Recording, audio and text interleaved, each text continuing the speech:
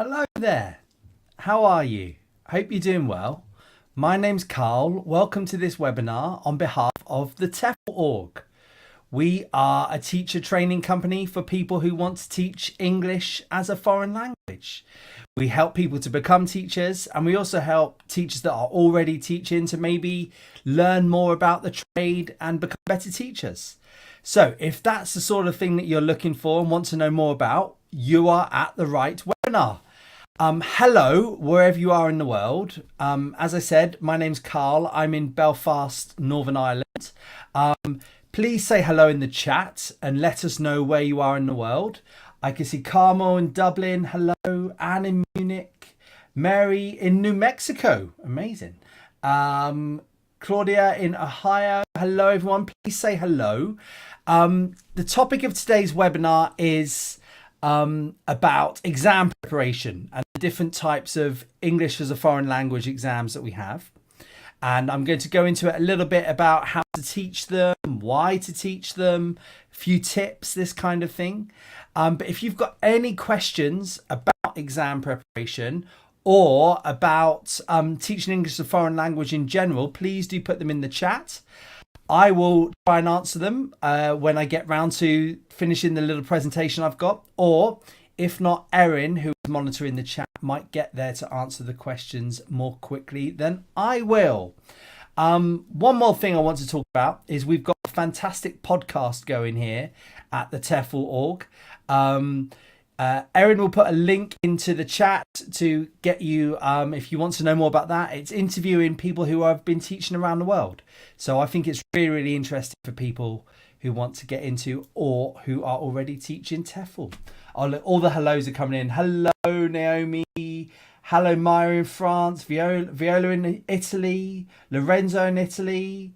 Layla in Bath. I can't keep up with everyone. Hello. Oh, is that someone in Buenos Aires? You might win for the furthest away from me, Buenos Aires. Yes, Natalia. Hello. Right. Okay, let's get going with this presentation. Let me see if I can get my screen to share. Here I go. Let me see what I can do. There we go. Right. Exam preparation. So I have been teaching exams in many places around the world. The first place I actually had to teach exams was one of my first jobs in Vietnam. And that was actually teaching towards an exam that the university I worked for was preparing themselves. But there are also other exams that are taken all around the world. So you will find that some schools, universities write their own exams. But generally, most people around the world take one of the well-known English as a foreign language exams. So this is really one of the reasons why you should teach exam prep classes, because they are in demand by students. I would say that probably about 60 to 70% of all people I've taught around the world have wanted to eventually take some kind of exam to be able to prove their English level officially. Now, there are students that who have taken these exams who have who just learn English. Who I've taught who just want to learn English for fun and have no urge to take the exams. Absolutely fine, of course it is. But the exams are very in demand by students, and I can tell you, I work as an EFL examiner, and they just don't have enough examiners to keep up with the demand for many of these exams because of just how many people are taking them at the moment. So because of that, it might be a good idea if you're thinking of setting yourself up online as an independent teacher, or if you want to go abroad and teach one-on-one. English exam prep is a really good field of EFL to get into. It's a very, very good way of finding students. You also find that students are willing to pay more in order to get help with exams, because if they can see that this exam certificate will get them a better job, will get them into a better university, help them to do a master's or a PhD, that kind of thing, they're willing to pay a bit more than just sort of general English. Yeah. Okay. The other thing that I want to say is that it can be a rewarding class. My favourite ever TOEFL job I ever had was in northern Iraq, where I taught some adults, and some of them were approaching the sort of late 40s into their 50s, and they wanted to do an IELTS exam class in order to get their family out of Iraq and get them living in different countries around the world. And it really did make a big difference to their lives, me teaching them IELTS preparation and actually getting them to America, to Australia, to New Zealand, wherever it was. Okay, so it can be really rewarding. You also see specific jobs for exams. So you might see on advertise a job, we are looking for a Cambridge exam preparation teacher, or we are looking for an IELTS preparation teacher, that kind of thing. So it can be good to get a specific job that sometimes might pay a little bit better than a general English or a young learners class. Also, if you've got experience teaching exams, or if you've done an extra module in how to do exam prep, like we offer here at the TOEFL org, if you do something like that, it can make you more employable, because language schools, private language schools around the world, tend to have one or two exam prep classes amongst all their kids' classes, amongst all their general English classes, and they tend to charge students a bit more for these. So the schools tend to make a bit more money, and they want to be able to show that they've got a good quality exam prep teacher. And if you can fulfill that, you might be more likely to get a job in one of the countries you want to go to. Okay. So let's just talk a little bit about the different EFL exams. And I just want to say thank you for all the hellos. Please, if you've got any experience about anything I'm saying, or if you've got any questions, please do put them in the chat. So now, here I'm going to talk about the sort of different English as a foreign language exams that there are in the world. Now, if you see an ESL exam, the ideas are similar. Okay, so don't think because it's an ESL, it's different from an EFL. Okay, it's just here at the TOEFL org, we call it English as a foreign language, teaching English as a foreign language. Some parts of the world do call it English as a second language, but the ideas are going to be the same. Okay, so the most popular, I believe, the most popular exam out there is the International English Language Testing System, which is called the IELTS test. This has 4 components: speaking, writing, listening and reading, and it is very widely taken around the world. Okay. I'm going to talk a little bit about the different sort of geographical spread of exams, but it's the most popular, and it's probably the one that I've been asked to teach the most around the world. Okay, IELTS. Now another one, and this is one that I don't have much experience with at all, but is very widely taken, is the TOEFL exam, TOEFL. Again, I don't have a huge amount of experience about this one, but I know that it is taken in quite big numbers around the world, and it also is quite often taken by students wanting to go to America to study. Yeah.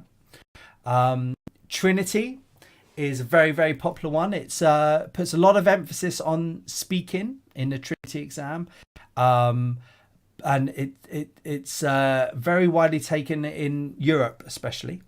There's also one called the PTE academic one. This is for people that are going to go to university. They quite often want to take this one, but all of these can be used to go to university, but this is just seen as a more academic one. There's also the Cambridge exams, has a bit more of a grammatical focus on this one, I believe. Again, not one that I know a huge amount about or taught, in fact, but it has been taken around the world. And then there are countless more in different fields. So there'll be some in business English, specifically for business English. There'll be some for aviation English. There'll be some for medical English. There'll also be ones that are aimed at young learners. Trinity is very focused on young learner ones, but there are also other ones which kids are seen to take. Okay, so don't just think, right, I'm going to specifically be an IELTS teacher or a TOEFL teacher, have a look around at the different types of exams and see if there's any that you like the idea of more than others. Okay.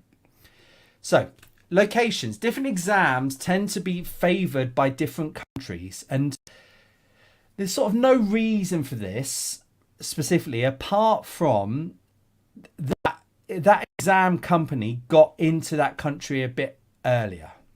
That tends to be it. Or that exam company has good marketing within those countries, basically. It's not sort of Chinese people think, right, we're going to take Trinity because it suits us more. No, it's just sort of more historically that it's been linked more with one exam or the other. So in Southern Europe, because this is the biggest market for English exams in Europe, is Italy and Spain. Apart from that, sort of some up in Eastern Europe, but tends to be the biggest market for exams in Spain, Italy, Portugal. Tends to be the Cambridge exams and the Trinity exams. So if you do want to go and work down there, that might be ones that you want to think about. Asia, East Asia, tends to be TOEFL and IELTS. That tends to be the ones that are taken quite often. I should add, that Trinity is taken quite a bit in South America, but so is IELTS is taken a bit in South America as well. So just think about if you're going to go work abroad or you want to target students from those countries in your marketing, if you're setting yourself up independently, these might be the ones you want to go for. However, what I would say is COVID has changed the sort of historical links between countries and exams. The reason being is because exams are now moving to be able to be taken at home. So a person in their spare room or in their office or in their dining room has a lot more choice than they had before COVID, because nowadays exams can be taken just face to face online. Yeah. So if I was to teach exams and I was to get into teaching exams, I would first of all look, obviously I'm thinking that you already have your teaching certificate. You might have already been teaching a little bit, okay, already. But the first thing I would do, say if I want to become a Cambridge exam teacher, I would take one of these exams myself. So I would think, right, okay, I'm going to sit and do a writing paper. I'm going to sit and do a reading paper, listening paper, and maybe even do some practice speaking. But don't pay for the exams. Don't think, right, I'm going to go take a Cambridge exam. The Cambridge exam near me is 150 quid. I've found, right, I'm going to pay the £150. I'm going to go take the exam. Don't do that if you're going to teach them. What you need to be doing is find a practice test online. So put into Google Cambridge practice tests, Trinity practice tests, things like this. You will find lots online that you can mark yourself. You don't need to pay to do it. Yeah. And once you've taken the exam and you've stuck to the rules, you need to work out how it is marked, because this is where what you teach will come into it. So is it marked, with a tick and a cross for the listening and the reading? Is the listening and reading a spoken answer that they have to give? But what I'd say is marking yourself for speaking and writing can be a little bit difficult. You've got to be quite honest with your writing. And one of the things you need to get is something called band descriptors. So if you type into Google TOEFL marking schemes, TOEFL band descriptors, things like this, you'll be able to see what level students are at, because it will tell you a level 200 student, because each exam has different numbers in terms of the grades. A level 200 students will not make any mistakes when they speak. A level 100 student might make occasional mistakes grammatically when they speak. Things like this. And you have to be very honest what level you are, and you have to put yourself into the student's shoes, because the students are going to ask you about taking the test. And if you've actually taken the test yourself, you'll be able to answer them. And then what you need to work out is the IELTS exam gradable? Do they get a grade from 1, 2, 3, 4 up to 9? Or do they get a pass or a fail? So, yep, you've passed this exam, and that's all the information they get. Because this is the sort of information that a student will ask you when they're teaching you. The sort of practicalities on the marking and this kind of thing. Okay. I'm loving all these hellos that are coming in. Hello, everyone. I think someone's in Colombia as well, which is amazing. Maxim in the Ukraine. I hope you're doing well, Maxim in the Ukraine. Please, any questions, anything you have, please do put this in the chat. So, then what you will need to teach really is exam skills. You sort of move in from being a grammar teacher or a vocabulary teacher to move into be more of a skills-based teacher when you're teaching exams. And, you know, what you need to think of is the exam that you're employed to teach. What is the structure? So what is the specific writing skills that the IELTS test needs? What is the specific speaking skills that the Trinity test needs? What is the reading skills that a Cambridge test needs, for example? You've got to work that out yourself and find out what's going on. Yeah. The students need to know how to deal with each question type. So within the writing exam, there will be maybe 6 to 8 different types of questions they've got to answer. You would have to teach them how to do this type of question. Then you might do another lesson on how to do this type of question. With the reading or the listening, what do they need to do? They need to write down lots and lots of words? Do they need to just write a number? Do they need to write down just 2 words? Do they need to write a T or an F for true, false, whatever it might be? Okay, you need to work this out and you need to teach them the skills associated with it. And you tell them by showing them with some nice activities, that kind of thing, and then they practice doing them over and over again, and until they've got it right in their head exactly how to deal with this type of question. This is as important as being grammatically correct or being or having a wide range of vocabulary. Strategies are really important for every exam test they do. So here I'm talking about things like how much time to spend on each question, how many words to write, how long to speak for, this kind of thing. In the listening exam, how long do they have to write down their answers? In the reading exam, what should they do when they've got the paper? Should they circle it, underline it, for example? You know, this kind of thing really is important to have that strategy in mind. And if you're not sure, so you're dropped in Cambodia and they're like, right, you're going to be teaching the Trinity exam next week. Go on Google, go on YouTube and find out exam strategies Trinity, exam strategies Cambridge, all this kind of thing. Make some notes and work out how you're going to teach them.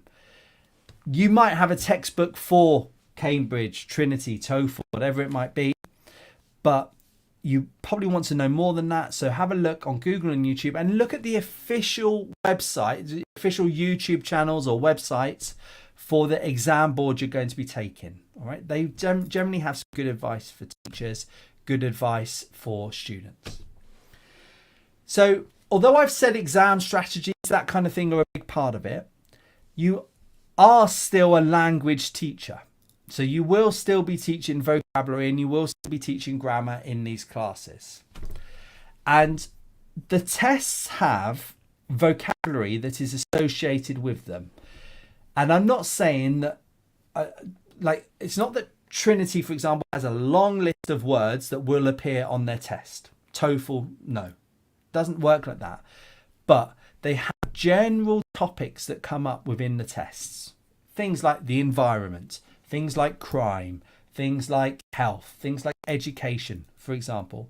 And you might spend some time in the classes, especially with the lower levels, teaching vocabulary that is associated within these topics. What tends to happen is you do a lesson on, let's say, healthcare, and you would do some vocabulary where you know, teach them words that they might hear about healthcare. You might do a writing activity about healthcare, an essay about healthcare. You might do a speaking activity around healthcare. You might do some listening where you listen to some people talking about healthcare, something like that.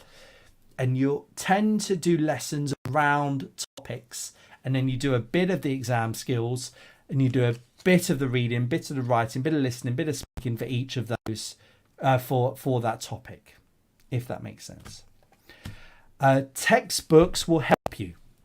You will not be the first person in the world to teach IELTS, to teach TOEFL, to teach Trinity. There are textbooks out there, and the textbooks will have a good idea of the different types of topic. Okay? And then the grammar is usually marked about range and accuracy. So hopefully most students that come to you will already have a good grammatical knowledge and now want to take a test to be able to prove that. That's not always the case. Sometimes you get students with poor grammar who say, right, now I want to get IELTS 7, I want to get Trinity C1, whatever it might be. And you think, well, your grammar's not good enough. Don't spend too long and don't on grammar within a class. The students should be spending time themselves in exam prep classes studying grammar, studying accuracy. Yeah, that kind of thing. All right. Your job is not to be a grammar teacher within an exam prep class. Okay. There are other aspects beyond grammar and vocabulary that are important. So some of the things you might be teaching is paragraphing. What makes a good paragraph in a writing test? Phonology, what a good pronunciation, good pace, good intonation to get through the speaking test. Spelling, for the listening and the reading test, quite often they need to have their spelling correct in order to get a good grade. Things like coherence, staying on track, not going off topic. Fluency, being able to speak at a good rate, a good speed, so you're not too slow, but you're also not too fast when you speak. That kind of thing is some of the other bits that you'll be teaching within a class. Yeah. And again, what you need to do is look at how the exams are marked and say, right, okay, what type of paragraphing rules do the students need to follow in order to pass this exam or to get a high grade in this exam? What type of, how many spelling mistakes are they allowed within the listening and the reading, for example? You need to work all that out, and then you need to teach to that grade. So, some final thoughts. Thank you very much. I can see some questions coming in. This is my last slide, so please, any questions at all you might have, please do put them into the chat. Right, some final thoughts. Exam prep classes, I think, are generally quite enjoyable because they often have quite interesting topics. Maybe that's me being a bit boring, but I quite like reading a text about law, for example, or I like reading a text about education. And I quite like hearing students talk about what they know about education, what they know about law, and their opinions about it within their countries, that kind of thing. I find that personally a bit more interesting than doing, I don't know, a teenager's topic about sport or a teenager's topic about music. But maybe that's because I'm an old man, basically. So I think they're enjoyable because they have interesting topics. They can be life-changing for students. I remember when I worked in Sri Lanka, the IELTS class there would have students that would travel 4 or 5 hours to get to the IELTS class because passing the IELTS class would allow them to get a better job within the leisure industry, for example. Passing the IELTS test would allow them to start a degree somewhere, that kind of thing. It can be really life-changing for students. Yeah. It is hard work, exam prep classes. And the main reason why they're hard work is because you tend to have to do a lot of marking. You tend to need to spend a lot of time doing different sort of drafts of essays with the students in order for them to improve. Yeah. So it is really can be quite hard work in terms of the marking load. It can also be quite pressurized, which I like, but other people might not like. If you've got students saying, oh, I really need to pass this. This test, though, is £200. I don't think I can afford to take it more than twice. Maybe I can only afford to take it once. I've got to pass this first time. Can be quite pressurized on you to do that. I like that. You might not. Okay. Also, managing school and student expectations can be difficult with exam prep classes.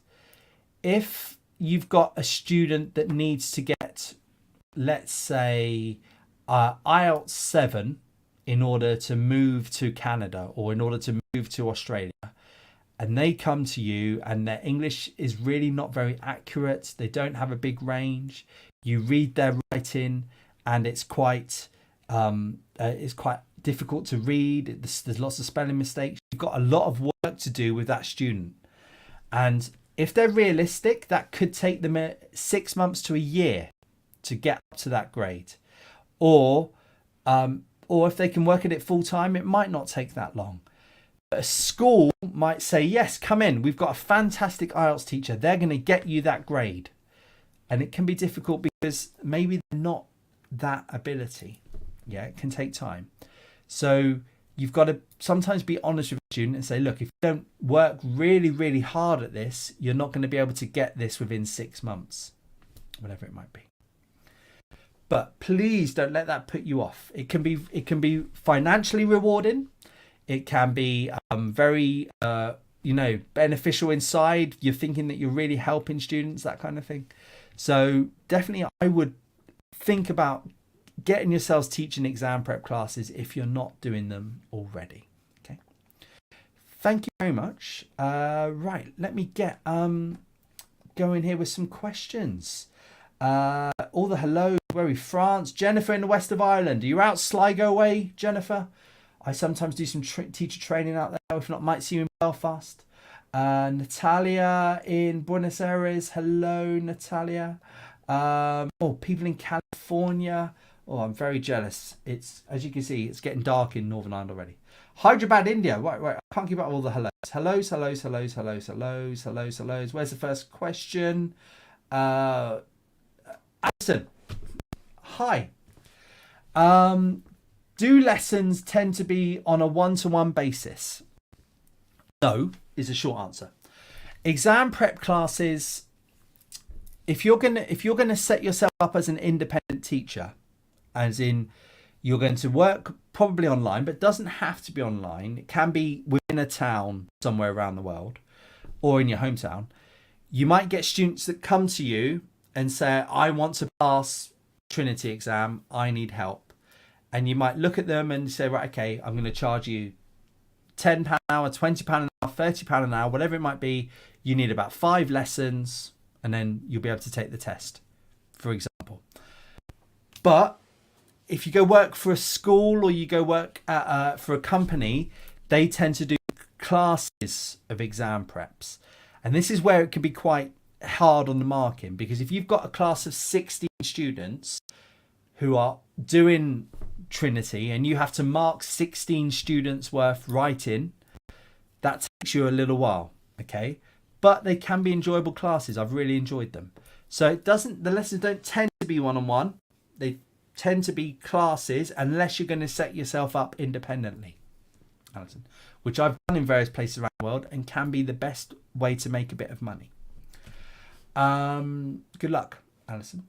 Roz, hi. Can you use authentic materials? Right, so test prep classes can be quite difficult to find authentic materials. Because if you go, for example, onto the BBC website and you get some news stories or some articles, they're quite different from what the students might see in an exam. So what you would need to do, say if you're going to teach TOEFL exams, you would need to find exam papers in TOEFL.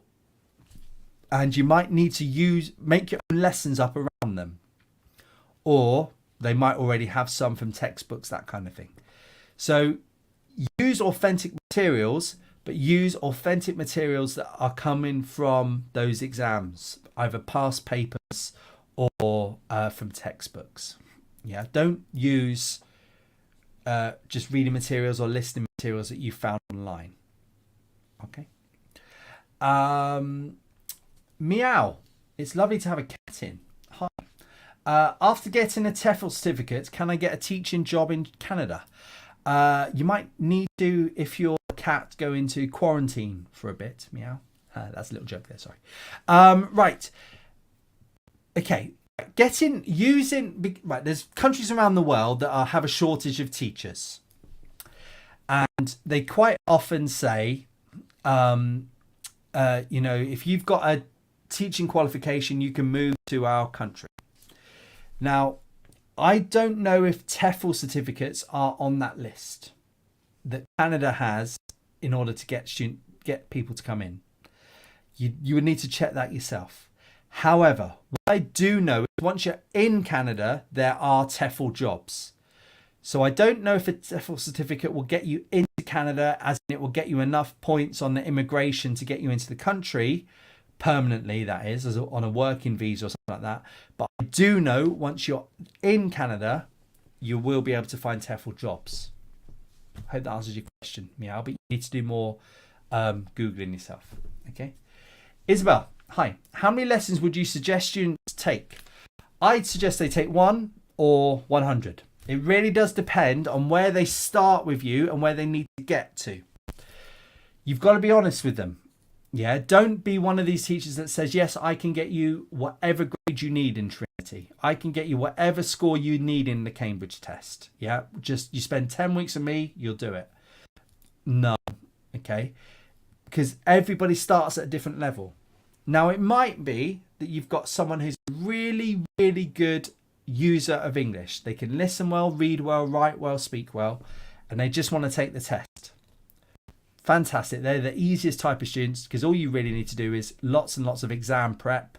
You might do a 2-hour lesson on writing, a 2-hour lesson on reading, a 2-hour lesson on listening, a 2-hour lesson on speaking. You never see them again, Isabel. But what tends to happen is that students sign up for, if you go work for a company, students sign up for a term.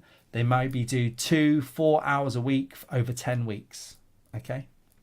That tends to be. But I've also done classes which are fully intense and they do 40 hours over 2 weeks for exam preps. I've also done classes where they do a 10-week full-time course on exam prep. So it really does depend on the level they're at now and where they want, what grade they want to get in the future. Okay. Anthony, hi. It's an interesting one. Intro video script. So I'm guessing you're talking about if you want to get, now there's different ones. Is it ones where you're trying to attract students, or is it ones where you're trying to introduce yourself to an employer? Right. If it's how many points about why you're teaching, I think probably 2, 3 would be, interesting there. The first point should be about students. Always about students. So as much as you want to go and spend time on the beach in Phuket, the point that you really want to be a teacher, isn't it, Anthony, is because you want to improve students' English. That's really why you want to do it, isn't it, Anthony? Much more than going to see the nightlife of Tokyo or the Inca pyramids in Mexico. You want to be a TOEFL teacher to improve their lives, don't you? Well done, Anthony. Cassandra, are students able to see the exams after they get the results and able to see where they went wrong? No. So if they go and take a Trinity Cambridge IELTS test, they get a mark, they get a grade, that's it. They don't get any sort of feedback from, no, that's not true. The Trinity test does give them a little bit of feedback in terms of, it says things like, for the next test, improve your vocabulary or improve grammar. But most exams out there don't give them any sort of feedback and say where they went wrong. Yeah, it doesn't tell them you got question 42 wrong, for example. No. But if you're doing practice tests with them, and a big part of teaching is to do some practice tests, and you mark the reading, you mark the listening, They will be able to see it then if they do practice tests. Okay. Good luck, Cassandra. Mary hello. You look really happy, Mary. That's a lovely picture. You've worked in higher education in the US till last year. There you go. Right, so this is an interesting question. Right, so say if I wanted to go to New York State University. Is that university in America? I think it is. And I'm in, let's say, Saudi Arabia. I'm a Saudi Arabian student and I want to go there. If I go onto the New York State University website and I find the section for international students, it will give me a long list of exams around the world. It is very, very unlikely that they only ask for TOEFL. I've worked in quite a few universities, and they all say, for example, you need IELTS grade 7, you need Trinity grade B1, you need a TOEFL score 600, whatever it might be. Yeah. Duolingo will be on there. The PTE academic test will be on there. Cambridge will be on there. There will be a long, long list because universities want to make themselves as welcoming as possible to the world. And one way of doing that is to get students from around the world to be able to take any English test, and once they've hit a certain grade, to come in. So, Mary, I would be very, very surprised if the university only asks for TOEFL. I bet you, if you do a bit of research and look on the websites, you will see a list of different exams that each university will take. Okay.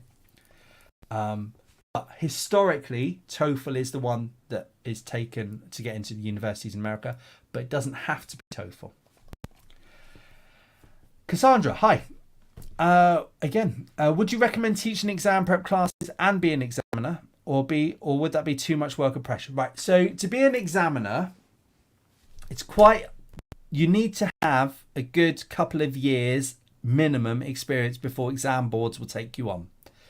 You might also need to have degrees. You might also need to have master's level qualifications in EFL to become an examiner. So that's the first thing. I don't know many examiners that haven't been teaching for at least sort of 5, 6, 7, 10 years. Now, I'm not saying that's always true, but that tends to be it. Now, examiners tend to do it either two ways. They do it full-time, they're full-time examiners, or they just fit in a bit of examining work every now and again at the weekends, something like that. You don't tend to, if you're going to be a teacher of exam prep classes, you don't tend to be a full-time examiner because it's two full-time jobs. It should be too much. Yeah. I don't think it's too much pressure, but it just depends how much free time you want in your life, Cassandra. Yeah. Let me know if that answered your question. Okay. Ludmilla. Hi. Oh, Jennifer, sorry, you're in Sligo. Beautiful part of the world. Ludmilla. How can you listen to previous webinars with your advice? So if you're on Facebook, which you are, you go on our page, TOEFL.org, click on the videos bit. You'll see my face looking a bit like this for lots of different topics all the way down there. If you're on YouTube, similar thing, you'll be able to find them all, that kind of thing there. We've also got listed on LinkedIn, I think, Erin, but Erin will correct me if I'm not wrong, if I am wrong. But yeah, if you're on the Facebook page, click on the videos, you'll be able to see loads going down there. Okay, and lots of different topics: how to set yourself up as an online teacher, how to get your first job, how to teach reading, teach speaking, teach listening. There are loads on there. You'll be totally bored of listening to me. Love Miller. Good luck. JPC. Which international exam should I take to boost my TOEFL certificate that I've just taken with you last week? And what score should I aim for? That's right. So this is a really important question. If you are a non-native speaker, and I've done webinars about not teaching as a non-native speaker. Right. So first thing is, what is a non-native speaker? What is a non-native speaker? And different companies have different ways of judging this. Personally, I believe that a native speaker or a native level speaker is someone who can get a high grade in an English test. So if you think of yourself if you see yourself as a non-native speaker, some companies might ask you to prove your English level. And what I would suggest is probably that you go for one of the well-known tests there. But JPC, I would have a look at some of them and sort of think which one would suit you personally your best. Okay. Also think about how much it might cost, and also think about how easy it is to take it wherever you are in the world. Now, what score should you aim for? So these tests are linked to something called Common European Framework of Reference, CEFR. And it will say to be a C1 level, and C1 is seen as advanced. C2 is the highest, but C1 is seen as advanced. It will tell you that an IELTS taker has this grade for C1. TOEFL has this grade. Trinity has this grade. Cambridge has this grade. So I would take all of that into consideration, JPC, and don't just jump on the first one you see. Yeah. I would also, just to finish, JPC, is look at some of the jobs that you want to go to around the world and think, okay, what companies do I like the look of? Okay, I like that company. I would maybe email them and say, what English isn't my first. Well, no, I would say, what do you decide as a native speaker? And this is what I'm thinking. This is the grade I've got for my IELTS, whatever it might be. Do I count as a native speaker? They will tell you yes or no. That will also give you an indication of what sort of grade you need to aim for. Okay. Thank you, everyone. I think that's the end of all the questions. So I'm going to, because I've got a couple of minutes here, unless any more questions come in, I just want to show you our website because it's awesome, quite simply. And if you go to tefl.org, you will find a homepage which looks a bit like this. Doesn't look like this big gap in the middle. That's just my very slow internet. But if you scroll down, there's lots of information here about teaching English as a foreign language, that kind of thing. If you are really looking into doing, there's the link there. Did I get it in time? I think I did. If you're really into doing exam prep classes, if you click on the courses section, first of all, you can go straight to the exam preparation course here module. But if you didn't click it as quickly as I did, you can just scroll down a bit here. You can see we have a 40-hour exam prep module. So this is sort of an add-on to the basic 128-hour course. Yeah. And I really do recommend something like this if you want to get into teaching exams. You'll really be able to find out more information about it, and you'll feel a lot more confident. You'll also be able to put that on your CV, and you'll be able to say to prospective employers, look, I've done this module. I think this will help. So definitely something that's worth looking at. I really do recommend you have a look at something like that. If you want to know more, you can click on the chat with us function down here and you can send us a message, or you can go on our Facebook page, send us a chat with that. We also check all the YouTube messages and all that kind of thing. So thank you very much, everyone. I think Erin has put some fantastic links. Yes, she has. She's amazing. Into the chat for some more information. There's also some links there to the podcasts. I really do recommend that you have a look at that one. Look how dark it's got in Northern Ireland. Thank you very much, everybody, wherever you are in the world. Have a good weekend. Have a good evening. Have a good week. Good luck with your teaching. Please let us know on this chat if you like the video. Please let us know if you've got any other videos you want us to make in the future. You know, I'm not a big fan of doing this, but please like the video and share it and all that kind of thing, because it really does mean a lot. Yeah, I'm vain like that. Thank you very much, everybody. Have a good day. Bye-bye.